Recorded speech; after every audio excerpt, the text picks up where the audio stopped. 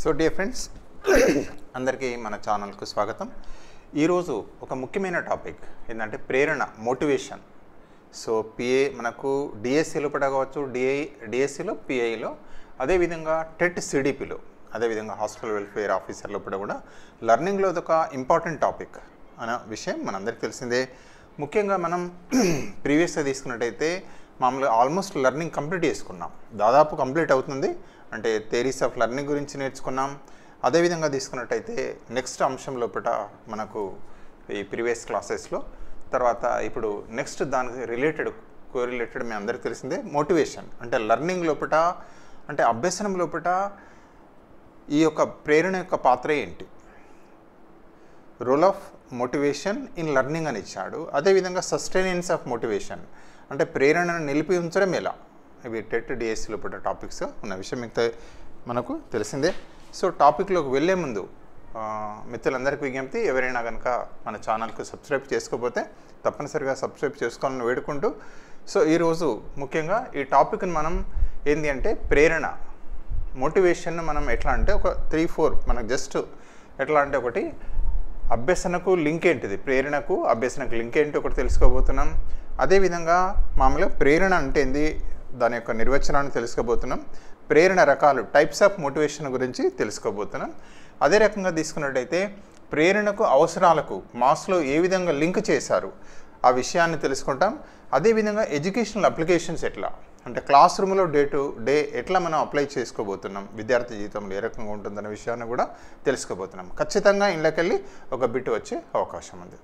సరే, ఏదైనా ఫస్ట్ చూద్దాం. ప్రేరణ అంటే మోటివేషన్ అంటే నిర్వచనం ప్రకారం ఏమని చెప్పబడుతుంది అంటే, ప్రేరణ తీసుకున్నట్టయితే మోటివేషన్ అంటే మూవరే అన్న పదంకెళ్ళి వచ్చింది. మోటివేషన్కు మూలమైంది అంటే మూవరే, ఇది లాటిన్ పదంకెళ్ళి వచ్చింది. అడుగుతారు ఏ భాషకెళ్ళని కూడా ఒక్కొక్కసారి అడిగే అవకాశం ఉంటుంది. మూవరే అనే లాటిన్ వర్డ్, ఇది మూవరే అనే లాటిన్ పదము. మూవరే అంటే అర్థమైంది అంటే కదిలించే శక్తి అని అర్థం. మూవ్, కదిలించే శక్తి, లేదా మూవ్ అని అర్థం, కదిలించడం. సో ఈ విధంగా మామూలుగా దీన్ని ఏమంటారంటే motivation is a force which impels an organism towards a goal, అంటే గమ్యాన్ని నిర్దేశించే శక్తి లేదా చర్యగా కూడా పేర్కొంటారు. గమ్య నిర్దేశక చర్య అని అంటారు కొందరు నిర్వచనం ప్రకారం, లేదా శక్తి. అంటే మనను గమ్యాన్ని, ఇప్పుడు ఫర్ ఎగ్జాంపుల్ అందరం మనం ఉన్నాం, ఇప్పుడు మనం హార్డ్ వర్క్ చేస్తున్నాం, ఈ సమ్మర్లో కూడా ఇంత కష్టపడి చదువుతున్నాం అంటే మనందరి యొక్క గోల్ ఏంది, డిఎస్సికి ఎవరైతే ప్రిపేర్ అవుతున్నామో ఖచ్చితంగా డిఎస్సి కొట్టాలి, పిఐ లోపల 10 కొట్టాలనే లక్ష్యం ఉంది. అదేవిధంగా టెట్ రాస్తే మిత్రులు ఏమని అనుకుంటున్నాం, ఖచ్చితంగా టెట్ లోపల మనకు సిడిపిలో 30 మార్కులు సాధించాలి. అదేవిధంగా హాస్టల్ వెల్ఫేర్ ఆఫీసులో మనకు తెలిసిందే సైకాలజికల్లీ కనీసం మినిమం 15 క్వశ్చన్స్ వస్తాయి, 15 మార్క్స్ వస్తాయి, 15 సాధించాలి అని మన లక్ష్యం అయితే, గోల్ ఏదైతే ఉంటుందో అది గమ్యాన్ని మనం అనుకుంటున్నాం. జాబ్ కొట్టాలి, అదొకటి వెరీ ఇంపార్టెంట్, జాబ్ సాధించుకోవాలి, డిఎస్సిలో టీచర్గా కావాలి, అవునా కదా. ప్రమోషన్ పొందే మిత్రులైతే ప్రమోషన్ పొందాలని కోరుకుంటాం. సో ఈ రకంగా గమ్యం అనేది మనకు తెలుస్తుంది, ఆ గమ్యాన్ని మనం సాధించాలి అంటే ఇది మనం నెట్టివేస్తుంది, పుష్ చేస్తుంది కదా. దీన్నే ఈ విధంగా ఏంటంటే motivation is a force which impels an organism towards a goal, అంటే మనం గమ్యం వైపు నెట్టివేసే ఒక శక్తిగా చెప్పుకోవచ్చు, ఫోర్స్ కానీ చెప్పుకోవచ్చు. చూడండి, motivation is a force, motivation అనేది ఒక శక్తి, ప్రేరణ అనేది ఒక శక్తి. అదేం చేస్తుంది, విచ్ ఇంపెల్స్ ఎన్ ఆర్గానిజం, అంటే ఒక వ్యక్తిని లేదా ఒక ఆర్గానిజాన్ని ఏం చేస్తుందంటే నెట్టివేస్తుంది, ఎటువైపు, గమ్యం వైపు నెట్టివేసే ఒక శక్తి, బలమైన శక్తిగా పేర్కోవచ్చు. ఓకే, మరి మోటివేషన్కు లర్నింగ్కి ఏం సంబంధం ఉంది ఒక కోణంలో ఇక్కడ చూస్తున్నాం. అంటే అభ్యసనను ప్రభావితం చేసే కారకాల్లో చెప్పుకుంటాం, మళ్ళీ దాని గురించి వేరే సెపరేట్ పీరియడ్ తీసుకుంటాం. ఫర్ ఎగ్జాంపుల్ కిరణజన్య సంక్రియ జరగాలి, కిరణజన్య సంక్రియ జరగాలి అంటే factors which effects the photosynthesis అంటాం. కిరణజన్యను ప్రభావితం చేసే కారకాల్లో మనకు తెలిసిందే, అంటే మనకు ఏమేమి అవసరం అంటే కాంతి అవసరం, అదేవిధంగా కార్బన్ డైఆక్సైడ్ అవసరం, వాటర్ అవసరం. ఈ విధంగా ఏమవుతుంది అంటే సన్లైట్ అని కూడా చెప్తాం కదా, సన్లైట్ కూడా అవసరమే. అందులో ఏది లేకున్నా కూడా ఫోటోసింథసిస్ జరగదన్న విషయం మనకు తెలిసింది. అదేవిధంగా అభ్యసనం జరగాలి అంటే ఖచ్చితంగా ఏమేం కారకాలు అంటారంటే ఫ్యాక్టర్స్ ఎఫెక్ట్ లెర్నింగ్లో ఒకటేమో అనువంశిక కారకాలను చదువుకుంటాము, హెరిడిటరీ ఫ్యాక్టర్స్ ఉంటాయి, అందులో ఏమొస్తుందంటే ప్రజ్ఞ వస్తుంది, ఇంటెలిజెన్స్ వస్తుంది, సహజ సామర్థ్యాలు వస్తాయి. ఎగ్జాంపుల్గా తీసుకుంటున్నాం, మళ్ళీ అక్కడ డీటెయిల్గా చూస్తాం. ఈ విధంగా అనువంశికంగా ఏమొస్తుంటే ప్రజ్ఞ అవసరం, మనం ఏది నేర్చుకోవాలన్నా అవగాహన చేసుకునే సామర్థ్యం అనేది అవసరం అన్న విషయం మనకు తెలిసిందే. అదేవిధంగా తీసుకున్నట్టయితే సహజ సామర్థ్యాలు అంటారు, అప్టిట్యూడ్స్ అంటే కొన్ని రకాల సామర్థ్యాలు మామూలుగా పుట్టుకతోనే వస్తాయి లేదా అనువంశికంగా వస్తాయి, ట్రైనింగ్ ఇస్తే అవి డెవలప్ అవుతాయి. ఫర్ ఎగ్జాంపుల్ టీచింగ్ అప్టిట్యూడ్ లేదా పాడడం, సింగింగ్ అనేది చూడండి, అది అనువంశికంగా సంక్రమిస్తుంది, ట్రైనింగ్ వల్ల అది మెరుగవుతుంది అనేది మనకు తెలిసిందే. అదేవిధంగా రెండో వెరీ వెరీ ఇంపార్టెంట్ పరిసర కారకాలు, ఎన్విరాన్మెంటల్ ఫ్యాక్టర్స్ అంటారు. అందులో ఇప్పుడు ఏమేమి వస్తాయంటే ఒకటి ప్రేరణ, మోటివేషన్ వస్తుంది, రెండవది అభిరుచి వస్తుంది, వైఖరులు కూడా వస్తుంది. పిల్లవాడు చూడండి ప్రేరణ ఉండాలి, బిడ్డ లోపల నేర్చుకోవాలనే ప్రేరణ అనేది వెరీ వెరీ ఇంపార్టెంట్, మోటివేషన్. అదేవిధంగా రెండవది అభిరుచి ఉండాలి, ఇంట్రెస్ట్ అనేది కూడా వెరీ వెరీ ఇంపార్టెంట్. అదేవిధంగా ఒక పాజిటివ్ వైఖరి అంటే ఒక పాజిటివ్ వైఖరి నేర్చుకుంటే వస్తుంది లేదా నాకు ఇది ఉపయోగపడుతుంది అనే నమ్మకం, వైఖరి అనేది ఉండాలి. అదేవిధంగా ప్రేరణ గురించి మనకు తెలిసిందే. దీన్ని ఏమంటారంటే ఒక గుర్రాన్ని అంటే మనం గుర్రాన్ని నీళ్ళ తొట్టి వైపు దాకా తీసుకెళ్తామే కానీ నీటిని తాగించలేమంటారు. ఒక సామెతను ఏమంటారు, గుర్రాన్ని నీటి తొట్టి వైపు దాకా తీసుకెళ్తాం, మనం నీటి తొట్టి దగ్గర తీసుకొని నిలబెడతాం, కానీ తాగాల్సింది ఎవరు అదే కదా, అవునా కదా? ఎప్పుడు తాగుతుంది అది? దాహమైనప్పుడు మాత్రమే అది తాగుతుందనే భావం. అంటే ప్రేరణ అనేది అది కలిగిస్తుంది, ప్రేరణ అనేది ఇంపార్టెంట్, థర్స్ట్ అనేది వెరీ వెరీ ఇంపార్టెంట్, దానికి దాహం వేసినప్పుడు తాగుతుంది. సో అది దీనికి ప్రేరణకు ఒక బెస్ట్ ఎగ్జాంపుల్గా చెప్తారు. గుర్రాన్ని నీటి తొట్టి దాకా తీసుకెళ్తాం కానీ దాని చేత నీరు తాగించలేం కదా. పిల్లల్ని మనం చెప్పగలుగుతాం కానీ నేర్చుకోవాలనే అభిలాష, ప్రేరణ అనేది మామూలుగా వాళ్ళలో ఉండాలి లేదా కలిగించాలి మనం. సో దానికి ఎగ్జాంపుల్ ఇక్కడ తీసుకుంటారు. ఏదైనా మరొకసారి చూద్దాం. ప్రేరణ కనుక తీసుకుంటే అభ్యసనం ప్రభావితం చేసే కారకాల్లో కూడా ప్రేరణ అనేది ఒక ముఖ్యమైన కారకం. అది ఎట్లా వస్తుంది అంటే పరిసరాల వల్ల. ఫర్ ఎగ్జాంపుల్ ఉదాహరణ తీసుకుంటాం, ఫ్రెండ్స్ అందరూ గ్రంథాలయం వెళ్ళి చదువుకుంటున్నారు, ఇక్కడ కాలేజీలో కాదు గ్రంథాలయంలో చాలా నిశ్శబ్దంగా ఉంటుందని చెప్పేసి పొద్దున్నే వెళ్ళి రాత్రి 9-10 గంటల దాకా చదువుకుంటున్నారు. మరి ఇక్కడికంటే ఎందుకు అక్కడికి వెళ్తున్నారు? అందరూ వెళ్తున్నారు, ఒకటి అక్కడ బాగా చదువుకోవచ్చు, బుక్స్ కూడా అవైలబిలిటీ ఉంటాయి. సో అదొక రకమైన ప్రేరణ, మోటివేషన్. అంటే ఎన్విరాన్మెంట్ కూడా, పరిసరం కూడా. ఫర్ ఎగ్జాంపుల్ ల్యాబ్లో చెప్తాం పాఠ్యాంశాన్ని, అంటే మళ్ళీ వివరంగా చూస్తాం. ప్రేరణ అనేది వెరీ వెరీ ఇంపార్టెంట్. ప్రేరణ మరొకసారి ఇక్కడ ఏమిచ్చారు, motivation is a force which impels an organism towards a goal. గమ్యాన్ని నిర్దేశించే శక్తిగా పేర్కొంటారు లేదా చర్యగా పేర్కొంటారు. అంటే ఒక ఆర్గానిజాన్ని తన యొక్క ఒక గోల్ వైపు నెట్టివేసే శక్తిగా దాన్ని ప్రేరణ అని అంటారు. ఇక నెక్స్ట్ అంశాన్ని కనుక తీసుకున్నట్టయితే ప్రేరణ రకాలు, types of motivation. So very very important. ఇళ్ళకెళ్ళిన బిట్ ఫ్రేమ్ కావచ్చు, ఇళ్ళకెళ్ళి కూడా కంపల్సరీ వచ్చే అవకాశం ఉంది. ప్రేరణ ఎన్ని రకాలంటే ఒకటి బాహ్య ప్రేరణ, ఎక్స్ట్రెన్సిక్ మోటివేషన్ లేదా ఎక్స్టర్నల్ మోటివేషన్ అంటారు. దీన్ని ఏమంటారు, ఎక్స్ట్రెన్సిక్ మోటివేషన్. రెండవ దాన్ని ఏమంటారంటే అంతర్గత ప్రేరణ, ఇంట్రిన్సిక్ మోటివేషన్. మూడవది వెరీ ఇంపార్టెంట్, అది కూడా సాధనా ప్రేరణ, అచీవ్మెంట్ మోటివేషన్ అంటారు. మూడవది సాధనా ప్రేరణ, అచీవ్మెంట్ మోటివేషన్. ఇవేంటియో ఇప్పుడు చూద్దాం. ఒకదాన్ని ఏమంటారంటే బాహ్య ప్రేరణ, ఎక్స్ట్రిన్సిక్ మోటివేషన్. ఒక పిల్లవాడు హ్యాండ్ రైటింగ్ మంచిగా రాస్తున్నాడు, మనకు రాసినప్పుడు ఉపాధ్యాయులు ఏం చేస్తాం, ఒక రైట్ వేయడమే కాదు దానిపైన వెరీ గుడ్ అని రాస్తాం, గుడ్ ఆర్ వెరీ గుడ్. మోటివేషన్లో మనం ఏం చేస్తామంటే గుడ్ అని రాస్తాం, మనం గుడ్ అంటాం. లేదా మనం ఏం రాస్తాం, జనరల్గా వెరీ గుడ్ దిద్దేటప్పుడు మనం రాస్తుంటాం, వెరీ గుడ్ అని కూడా రాస్తాం. సో ఇది ఏం చేస్తుంటే అప్రిసియేషన్, మనందరికీ తెలిసిందే, ఇది ఒక అప్రిసియేషన్. బిడ్డకు చూసుకుంటాడు, అబ్బా నేను నాకు మంచి మార్కులు వచ్చాయి. అందుకే మనకు 25 వచ్చినప్పుడు ఏమని చెప్తారంటే 25కి 25 వచ్చినాం, పిల్లవాడికి వచ్చినప్పుడు మనం మార్క్స్ వేసుకుంటూ ఏమని దాని మీద వెరీ గుడ్ ఏదైనా ఒక కామెంట్ లాగా రాయాలంటారు, వెరీ గుడ్ లేదా ఎక్సలెంట్ కదా, కీప్ ఇట్ అప్. ఈ విధంగా రాయడం వల్ల ఏమవుతుందంటే ఆ బిడ్డకు ఒక అప్రిసియేషన్ దొరుకుతుంది. మెచ్చుకోవడం అనేది మనకు బాహ్య ప్రేరణగా ఉపయోగపడుతుంది. హ్యాండ్ రైటింగ్ రాసిన పిల్లవాడు ఏం చేస్తాడు, మళ్ళీ బాగా రాస్తాడు, ఇంకా బాగా రాయాలి, నేను గుడ్ అనిపించుకోవాలని ఎవరికైనా ఉంటుంది సహజంగానే. సో మళ్ళీ కూడా మంచిగా రాస్తాడు, మళ్ళీ కూడా మనం పెడతాం. ఒక డ్రాయింగ్ వేసే వ్యక్తి ఉంటాడు, అతను కూడా అట్లే ఉంటాడు, ఒక మంచి పాట పాడుతుంటారు, చూస్తుంటాం మన గాయకుడు లేదా మామూలుగా సింగర్ ఎవరైనా కూడా. సో పాట విన్న తర్వాత ఏం చేస్తాం, క్లాపింగ్ ఇస్తాం, అప్రిసియేషన్ చేస్తాం మనకు కదా. సో ఈ విధంగా ఇదేంటంటే దాన్ని ఏమంటారంటే బాహ్య ప్రేరణ అంటారు. బాహ్యంగా అందించే ప్రేరణ అంటే ఈ విధంగా ఒక పని చేయడం వల్ల బహుమతులు పొందడం, ఇతరుల మెప్పును పొందడం, దండనలను నిందను తప్పించుకోవడం, ఇతరుల సంతృప్తి కోసం అని చెప్పబడుతుంది అన్నట్టు. బాహ్యంగా పొందే ప్రేరణ ఏంటి అంటే బహుమతుల కోసం బిడ్డ అంటే ఎవరైనా ఒక వ్యక్తి బహుమతుల కోసం చేస్తాడు, లేదా అప్రిసియేషన్ కోసం చేయడం అనేది జరుగుతుంది. ఇతరుల నుండి పొందడం అన్నట్టు, ఇతరుల నుండి బహుమతులు పొందడం, ఇతరుల నుండి మెచ్చుకోలు పొందడం.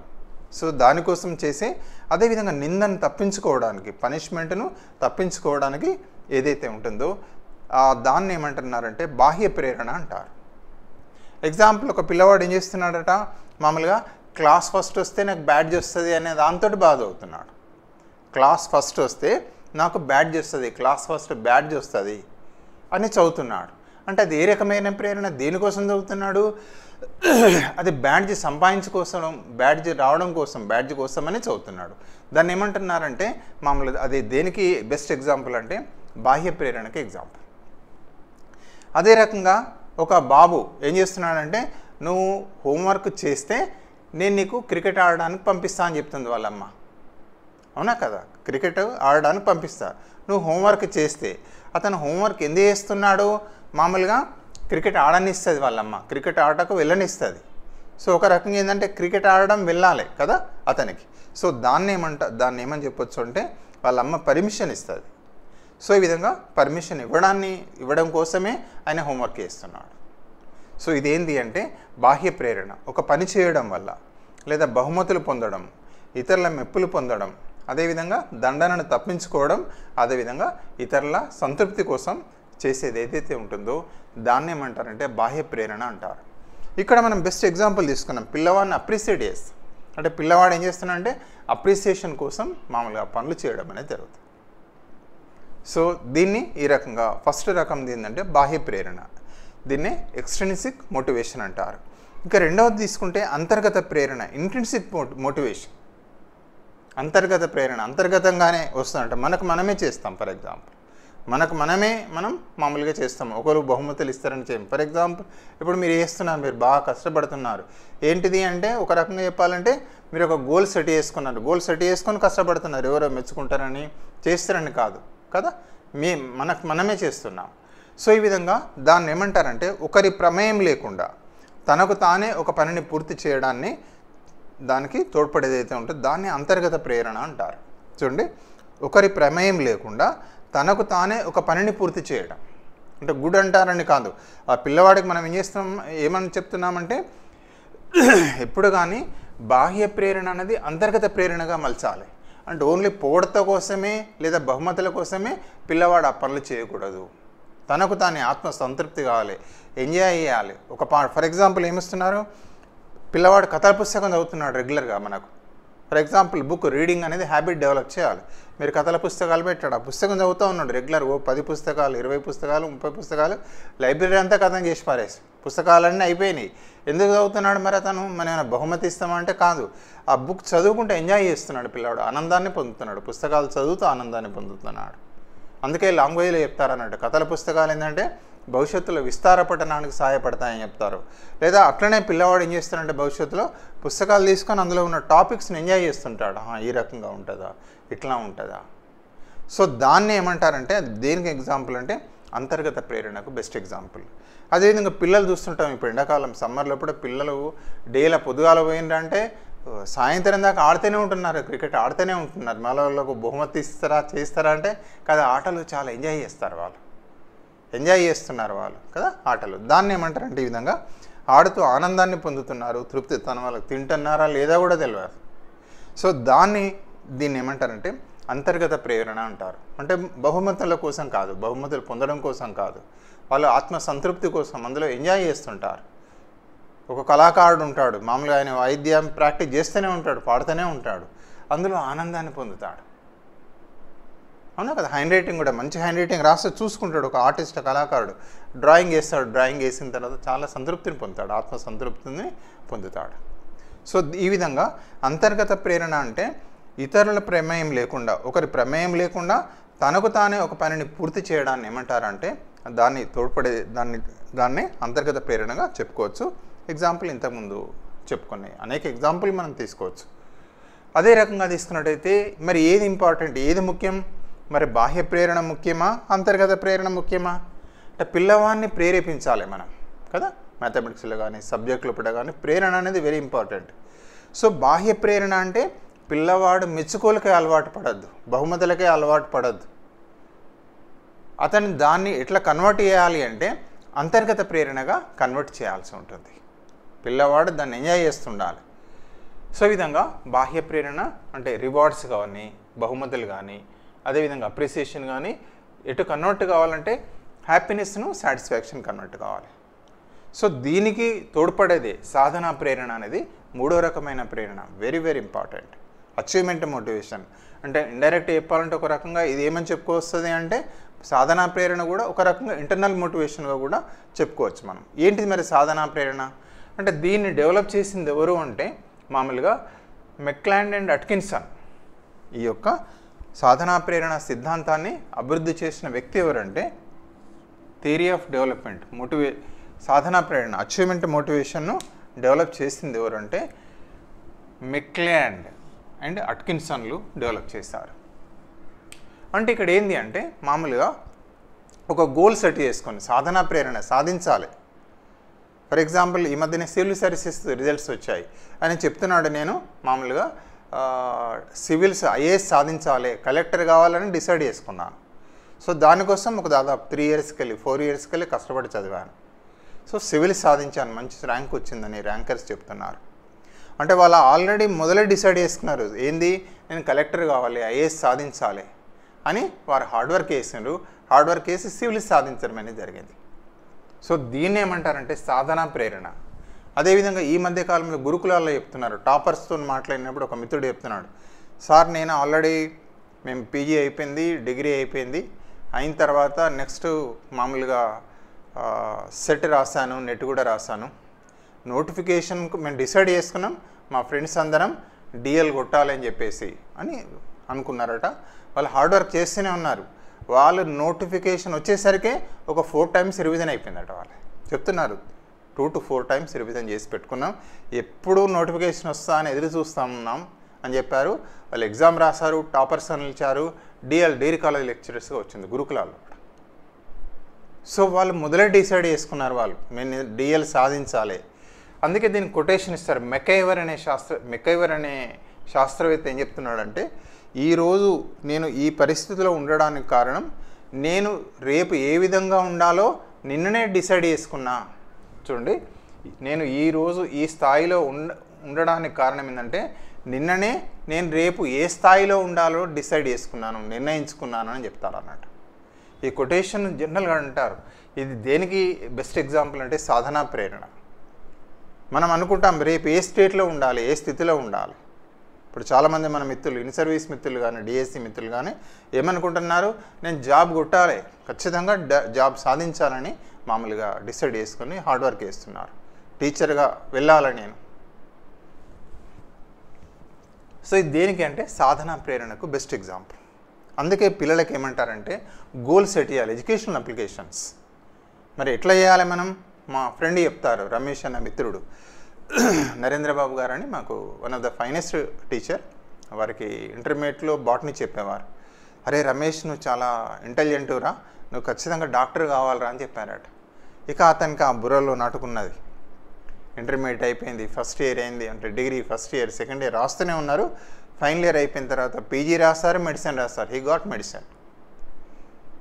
సో ఆ మెడిసిన్ అతను ఏంటంటే మామూలుగా మళ్ళీ పీజీ చేస్తారు, చిల్డ్రన్ డాక్టర్గా మామూలుగా వారు ప్రాక్టీస్ చేయడం అనేది జరుగుతుంది వరకు. సో ఏదైనా కూడా వారు సాధించడానికి కారణం ఏంటంటే ఇంటర్మీడియట్లోనే డిసైడ్ చేసుకున్నవారు డాక్టర్ కావాలని చెప్పేసి. సో దానికి ప్రేరేపించింది ఎవరు అంటే వారి టీచర్. సో ఈ రకంగా మనకేంటంటే దీన్ని ఏమంటారంటే, దీన్ని ఏమని చెప్పచ్చు, సాధనా ప్రేరణ. అంటే పిల్లల లోపలనే గోల్స్ సెట్ చేయాలి. మనం గోల్స్ ఏం చేయాలనేది గోల్స్ సెట్ చేయడం వల్ల పిల్లలు ఏం చేసుకుంటారంటే దాని వైపున మోటివేట్ అవుతారు. పిల్లలు మోటివేషన్ అయ్యి వాళ్ళు సాధించడానికి కోసం ఆటోమేటిక్గా వాళ్ళు వర్కౌట్ చేయడం అనేది జరుగుతుంది. సో దీన్ని ఏమంటారంటే మామూలుగా సాధనా ప్రేరణకు బెస్ట్ ఎగ్జాంపుల్. పిల్లలకు గోల్ సెట్ చేయాలి, వాళ్ళ గైడెన్స్ కూడా ఇవ్వాలి. చాలామంది కూడా అంటుంటారు, ఫర్ ఎగ్జాంపుల్ మామూలుగా ఎవరైతే బీఎడ్లు కానీ డిఎడ్లు కానీ అంటారు, ఎవరు మీరు ఇట్లా మీకు ఎవరంటే మా టీచరే కారణం అంటారు. ప్రేరణ, మోటివేషన్ అనేది ప్రేరణగా చెప్తుంటాం.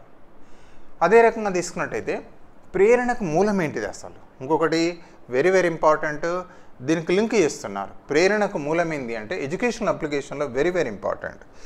ఎడ్యుకేషనల్ అప్లికేషన్ ఎట్లా అనువర్తితం చేసుకోవాలి, క్లాస్ రూమ్ అప్లికేషన్ ఏంటిది, ఇది మరి డే లైఫ్లో ఎట్లా చేయాలంటే ఇంతకుముందు ఒకటి గోల్ సెట్ చేయాలి. రెండవది ఏంటంటే ప్రేరణకు మూలం ఏంటి అంటే అవసరాలు. ప్రేరణకు మూలం అవసరాలు.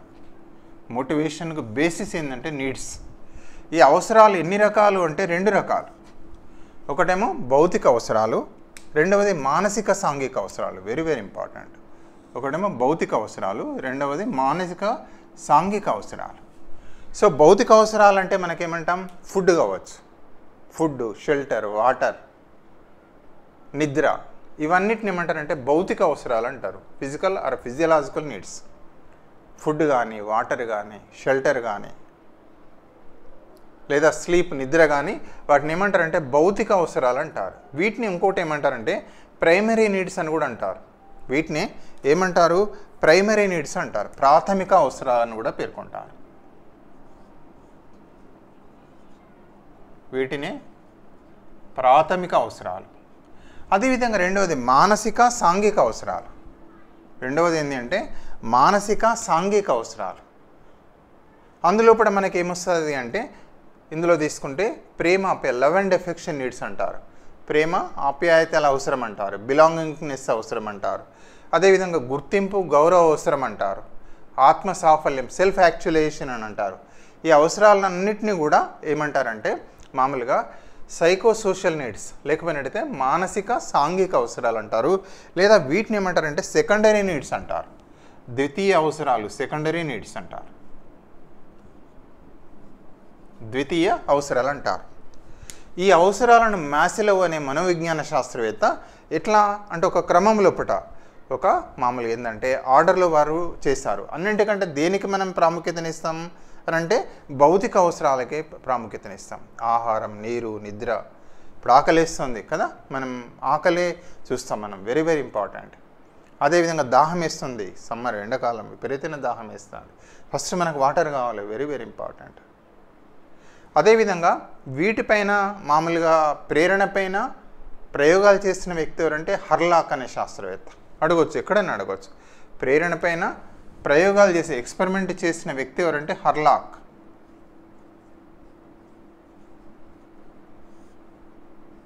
హర్లాక్ అనే శాస్త్రవేత్త ఎలుకలపైన ఎక్స్పెరిమెంట్ చేశారు వాళ్ళు.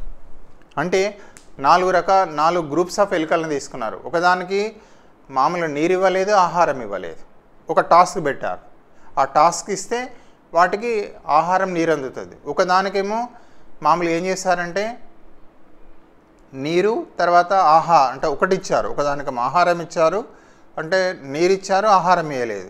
ఇంకొక దానికి ఆహారం ఇచ్చి అట్లా రివర్స్ చేశారు. ఇంకా రెండింటికి ఆహారం, నీరు కూడా ఇచ్చారు. మరి ఏవి ఎక్కువగా గమ్యం వైపు వెళ్ళాయి అంటే మామూలుగా దేనికైతే ఆహారం, నీరు ఇవ్వలేదో అవి టాస్క్ను తొందరగా కంప్లీట్ చేస్తాయి. ఆహారం, నీరు. ఏవి మరి వర్కౌట్ చేయలేదంటే ఆ యొక్క అవసరం తీరిన తర్వాత, అవసరాలు తీరినాయి, అవి మామూలు టాస్క్ను కంప్లీట్ చేయలేదని తెలుసుకున్నారు. సరే, ఏదైనా ప్రేరణ పైన ఎక్స్పెరిమెంట్ చేసింది ఎవరు అంటే హర్లాక్. ముఖ్యంగా అవసరాలు, నీడ్స్ అనేవి చాలా ఇంపార్టెంట్. సరే, ఏదైనా ఫస్ట్ ఏంటంటే దేనికి టాప్ ప్రియారిటీ ఏంటంటే భౌతిక అవసరాలకు మనం ప్రాముఖ్యతనిస్తాం. ఆహారము, నీరు, నిద్ర. ఫర్ ఎగ్జాంపుల్ జాబ్ కావాలనుకుంటున్నాం. జాబ్ ఎందుకు కావాలనుకుంటున్నాం? మన ప్రైమరీ నీడ్స్ తీరుతాయి కదా జాబ్ అనేది. ఆహారం, శాలరీ వస్తుంది, నీడ్ వస్తుంది. శాలరీ వచ్చేస్తే మనకు ఆహారం, ఫుడ్ కానీ అవసరమైంది. అదే షెల్టర్, మనం కిరాయి తీసుకుంటాం ఇంట్లో, మొదలు చెప్తున్నాం. ఫర్ ఎగ్జాంపుల్ నీరు, నిద్ర.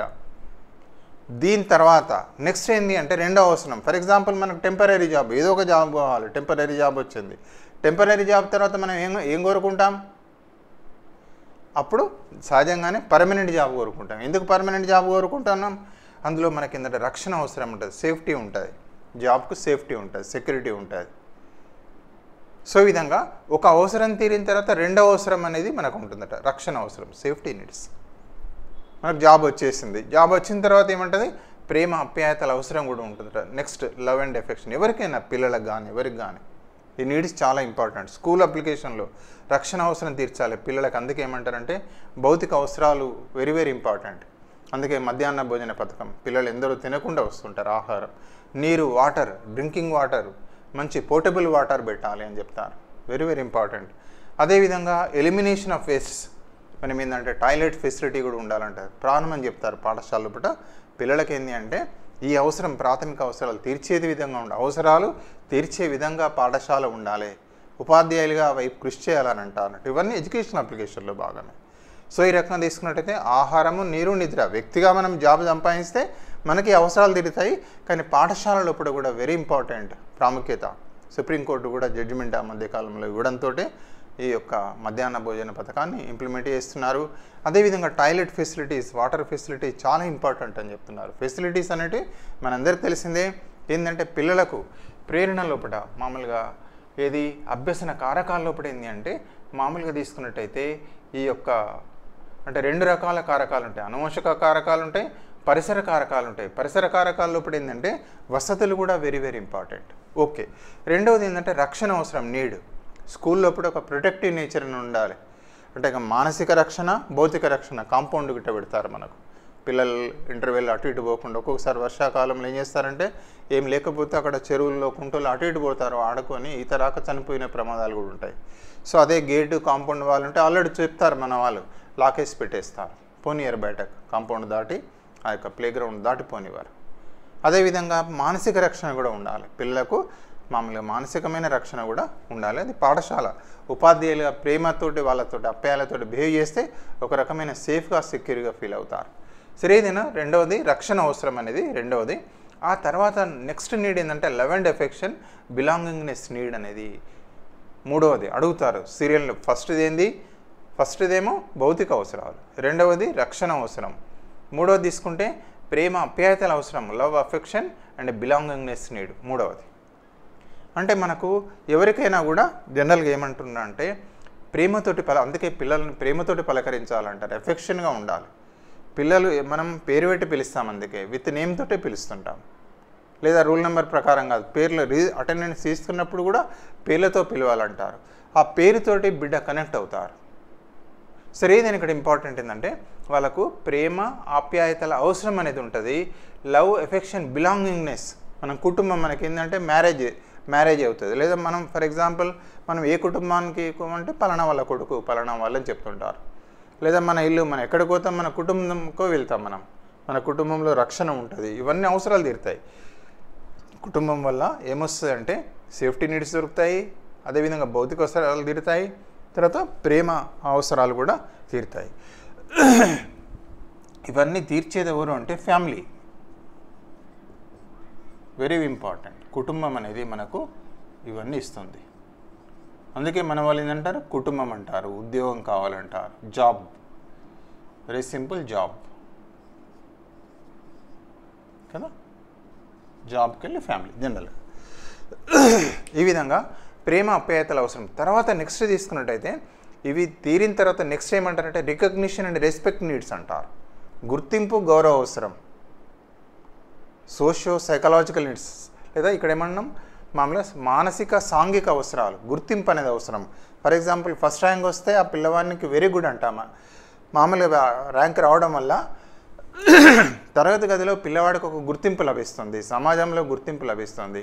సివిల్ సాధించారు, అబ్బా మీ కొడుకు సివిల్ సాధించారట, అబ్బా మీరు ఎట్లా సాధించారు, సమాజంలో ఒక గుర్తింపు వస్తుంది, గౌరవం కూడా వస్తుంది. మనకు తెలుసు, అబ్బా జాబ్ వచ్చిందట బాబుకు, అరే ఇంజనీరింగ్లో ర్యాంక్ వచ్చిందట.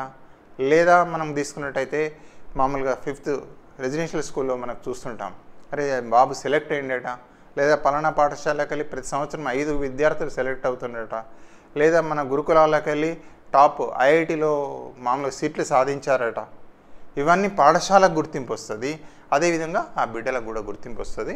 వెరీ వెరీ ఇంపార్టెంట్ ఏంటంటే గుర్తింపు, గౌరవ అవసరం, రికగ్నిషన్ అండ్ రెస్పెక్ట్ నీడ్ అనేది బిడ్డలో ఉంటుందట. సో తప్పనిసరిగా ఏ బిడ్డలో ఏదో ఒక మంచి క్యారెక్టర్ ఉంటుంది, ఏదో ఒకటి పాజిటివ్ థింగ్ ఉంటుంది, మనం అప్రిషియేట్ చేయాలంటారు. బిడ్డ అది గుర్తించాలి, గుర్తించి మనం ఏం చేయాలంటే అప్రిషియేట్ చేయాలి, అప్రిసియేషన్ కానీ.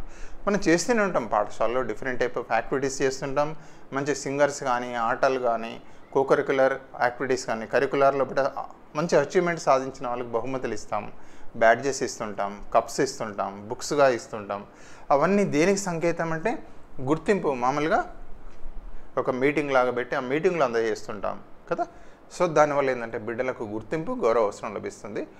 సో ఇది నిండిన తర్వాత నెక్స్ట్ ఏంటంటే సెల్ఫ్ యాక్చువలైజేషన్ నీడ్ అంటారు. ఒక కవి ఉంటాడు, కళాకారుడు ఉంటాడు, అతనిలో ఉంటుంది సెల్ఫ్ యాక్చువలైజేషన్. ఇవన్నీ నిండిన తర్వాత సెల్ఫ్ యాక్చువలైజేషన్, ఒక మంచి కవి ఉంటాడు. సో విన్న తర్వాత ఇక అతను ఏం చేస్తాడు అంటే ఈ సెల్ఫ్ యాక్చువలైజేషన్ నీడ్ను ఫుల్ఫిల్ చేసేయడానికి అతను ప్రయత్నం చేస్తాడట. దానికోసం నెక్స్ట్ సో ఈ విధంగా మాస్లో ఏంటంటే మనోవిజ్ఞాన శాస్త్రవేత్త ప్రేరణకు మూలం అవసరాలు అని చెప్పారు. ఈ అవసరాలు ఎన్ని రకాలంటే భౌతిక అవసరాలు, మానసిక, సాంఘిక అవసరాలు. ఈ అవసరాలను తీర్చేది మనం టీచరే, ఉపాధ్యాయులుగా మనం పాఠశాల అందరం కలిపి సమిష్టిగా ఆ బిడ్డకు ఈ అవసరాలను తీర్చే ప్రయత్నం చేయాలి. సో ఆ బిడ్డ మంచి, అందుకే ఏమంటారు సాధన ప్రేరణ. ఒక లక్ష్యాన్ని నిర్దేశించుకోవాలి. ఆ మంచి లక్ష్యాన్ని నిర్దేశించుకొని సాధిస్తే ఇవన్నీ అవసరాలన్నీ ఆ బిడ్డకు తీరడానికి అవకాశం ఉంటుంది. సో ఇది మనకు ఈరోజు టాపిక్ ప్రేరణ. ఆ ప్రేరణకు సంబంధించిన అంశాలు ఇందులో ఒకసారి కనుక చూస్తే లెర్నింగ్ ఎట్లా లింక్ చేస్తాం, అభ్యసనాన్ని ప్రభావితం చేసే కారకాలు. సో అభ్యసనం ప్రభావితం చేసే కారకాల్లో కూడా ప్రేరణ అనేది ఒక ముఖ్యమైన కారకం. అది పరిసరాల నుండే లభిస్తుంది. అవి పరిసరాలకెళ్ళే డెవలప్ కావడం, అనవసరంగా వచ్చే కారకం కాదు ప్రేరణ అనేది. అది పరిసరాల నుండి, అది పేరెంట్స్ నుంచి కావచ్చు, టీచర్ నుండి కావచ్చు. అందుకే రోల్ మోడల్స్ మనం సోషల్ లెర్నింగ్ థియరీ చెప్పాం. మనం మంచి వ్యక్తులను పరిచయం చేయాలి. ఒక కలెక్టర్ గారిని మీటింగ్ తీసుకొచ్చుకోవాలి, లేదా ఒక డాక్టర్ తోటి పరిచయం చేయించాలి, కళాకారులతోటి పరిచయం చేయించాలి. సో వాళ్ళు గోల్ సెట్ చేసుకుంటారు. గోల్ సెట్ చేసుకొని ఆ గోల్ను సాధించుకోవడానికి బిడ్డలు ప్రయత్నం చేస్తుంటారు. దాన్నే సాధనా ప్రేరణగా మనం పేర్కోవడం అనేది జరుగుతుంది. సో ఇందులో మొట్టమొదట ఈ అభ్యసనానికి తర్వాత ప్రేరణకు లింక్ ఏంది ఇందులో తెలుసుకునే ప్రయత్నం చేస్తాం. రెండవది తీసుకున్నట్టయితే ప్రేరణ అనేది ఎక్కడి నుంచి వచ్చింది అంటే మూవరే అనే లాటిన్ వర్డ్కి రావడం అనేది జరిగింది. దాన్ని ఏమంటారంటే కదిలించే శక్తి, motivation. Motivation is a force which impels an organism to act towards the goal. గమ్య నిర్దేశక చర్య అని కూడా పేర్కొంటారు. ప్రేరణ రకాలు తీసుకుంటే టైప్స్ ఆఫ్ మోటివేషన్ తీసుకుంటే ఒకటి బాహ్య ప్రేరణ, ఎక్స్ట్రిన్సిక్ మోటివేషన్. రెండవది అంతర్గత ప్రేరణ, ఇంట్రిన్సిక్. అంటే ఎవరో ఏదో బహుమతులు ఇస్తారని చేయరు, వాళ్ళకు వాళ్ళే మామూలుగా లెక్క ప్రాబ్లం చేస్తుంటారు, ఎంజాయ్ చేస్తుంటారు. మా ఫ్రెండ్స్ వాళ్ళు ఏం చేసేవాళ్ళంటే వచ్చిగా మ్యాథ్స్ స్టార్ట్ చేసి ప్రాక్టీస్ చేస్తూనే ఉండరు. ప్రాక్టీస్ ఒకటి వచ్చిన తర్వాత అందులో ఆన్సర్ చూసుకునేవాళ్ళు, ఆన్సర్ చూసుకొని కరెక్ట్ అయింది, నెక్స్ట్ ప్రాబ్లం. సో ఈ రకంగా దాన్ని ఏంటంటే అంతర్గత ప్రేరణ, ఏదో బహుమతుల కోసమో కాదు, దాన్ని సాధించాలి, దాన్ని అచీవ్ చేసుకుంటే ఒక రకంగా అందులో ఒకటి ఏంటంటే ఆనందాన్ని, తృప్తిని పొందడం అనేది దాన్ని తీసుకున్నాం. అట్లా కాకుండా ఏదో బహుమతులు వేరే వాళ్ళు ఇచ్చే మెచ్చుకోవడం కోసమో లేదా బహుమతుల కోసమో చేస్తే దాన్ని ఏమంటారంటే బాహ్య ప్రేరణ అంటారు. ఇది కూడా ఇంపార్టెంటే. క్లాస్ రూమ్లో ఏది తక్కువ అని కాదు. బాహ్య ప్రేరణ అంటే ఊకే బహుమతులు మెచ్చుకోవడం కోసమే చేస్తే ఇక ఎప్పుడు చూస్తాడు మెచ్చుకోవడం అని. కానీ దాన్ని ఎటు కన్వర్ట్ చేయాలంటే ఎక్స్ట్రిన్సిక్ మోటివేషన్ అనేది ఇంట్రిన్సిక్ మోటివేషన్గా కన్వర్ట్ చేయాలి. సో దానికి బెస్ట్ ఏంటి అంటే సాధనా ప్రేరణ. ఆ బిడ్డనే ఎంజాయ్ చేయాలి, చేసే పనిలో ఆనందాన్ని పొందేటట్టు చేయాలి, అచీవ్ చేసేసి. సో ఇది రెండవ రకం. మూడవది సాధనా ప్రేరణ అన్న విషయం మనకు తెలిసిందే, గోల్ సెట్ చేసుకొని చేయడం అనేది. ఈ ప్రేరణకు మూలం ఏంటంటే అవసరాలు. What is the basis of motivation? ఎవరికైనా ప్రేరణకు మూలం అవసరాలు. అవి భౌతిక అవసరాలు, రెండవది మానసిక, సాంఘిక అవసరాలు. ఫిజికల్ లేదా ఫిజియలాజికల్ నీడ్స్ అంటారు. ఈ ప్రాథమిక అవసరాలు ఏవైతే ఉంటాయో ఆహారం కానీ, నీరు కానీ, నిద్ర కానీ, వీటిని ఏమంటారంటే ప్రాథమిక అవసరాలు అంటారు. ఎలిమినేషన్ ఆఫ్ వేస్ట్ అంటారు. జనరల్గా ఇంటర్వెల్ ఇస్తుంటాం, ఇంటర్వెల్లో యూరినేషన్ కానీ అటు కానీ బయటకు వెళ్తే అది కూడా వెరీ ఇంపార్టెంట్ నీడ్. సో అందుకే టీచర్స్గా ఎవ్రీ 2 పీరియడ్స్ తర్వాత ఇంటర్వెల్ ఇస్తుంటాం. వాళ్ళ అవసరాలు కొందరు వాటర్ తాగుతుంటారు కదా. సో అది వెరీ ఇంపార్టెంట్.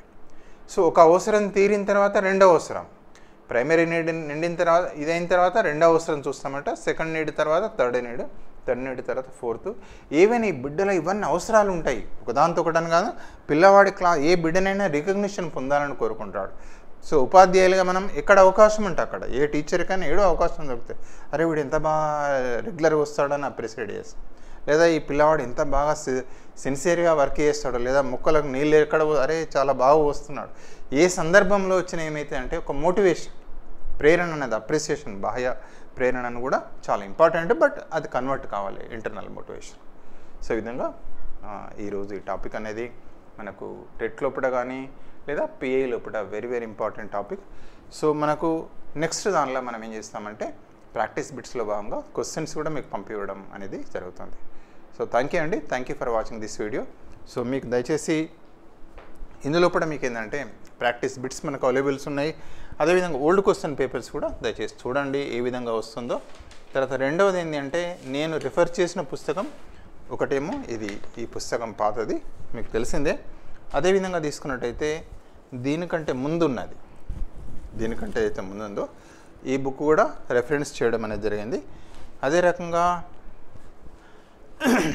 డిఎడ్ మిత్రులకైనట్టయితే ఈ పుస్తకం ఉంది. ఏదైనా టాపిక్స్ అనేటివి వెరీ వెరీ ఇంపార్టెంట్. అదే రకంగా తీసుకున్నట్టయితే ఇంగ్లీష్ మీడియం మిత్రులకు ఇది advanced education psychology by SK Mangal. So thank you for watching this video. మరొకసారి విజ్ఞప్తి, ఎవరైనా కనుక సబ్స్క్రైబ్ చేసుకోకపోతే తప్పనిసరిగా సబ్స్క్రైబ్ చేసుకోవాలని వేడుకుంటూ, అదేవిధంగా ఈ వీడియో మీకు నచ్చినట్టయితే మీ ఫ్రెండ్స్కి షేర్ చేయండి, లైక్ చేయండి, అదేవిధంగా సబ్స్క్రైబ్ కూడా చేయాలని కోరుతున్నాను. థ్యాంక్ యూ అండి, థ్యాంక్ యూ వెరీ మచ్.